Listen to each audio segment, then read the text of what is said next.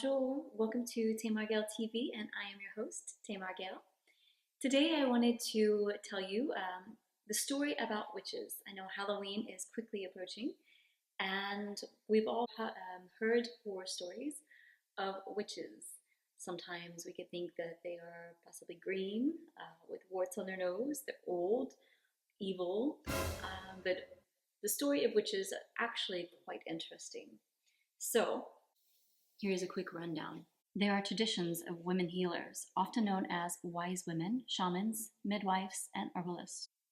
Women had powerful roles as medicine women, both as healers, shamans, and as priestesses. This is a way of women healers from North America to ancient Europe, Africa, Asia, and South America. It's only been in the past few thousand years that women's central role as healers in society has been suppressed, and at times quite violently. In the Middle Ages, thousands, if not millions, of women were killed throughout Europe. The witch trials. It was at this time that wisdom of these women, the wisdom of healing and midwifery was lost.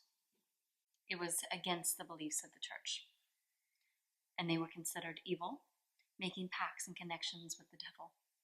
It was even believed that witches engaged in practices such as flying, invisibility, killing, taming black wolves and cats to spy on people and others. As I said, we know these times as the witch hunts. It began in Europe. It was at this time that healers and midwives were targeted as the worst of the witches. This is because they provided healing outside of the church's select group of approved male doctors.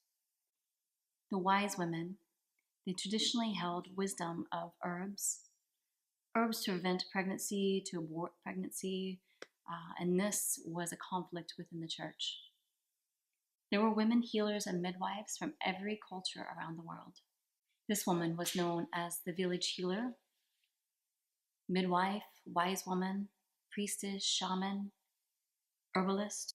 She's also known as the Mayan granny healer, the Appalachian granny midwife, the French sage femme, the Japanese samba, the Polish babka.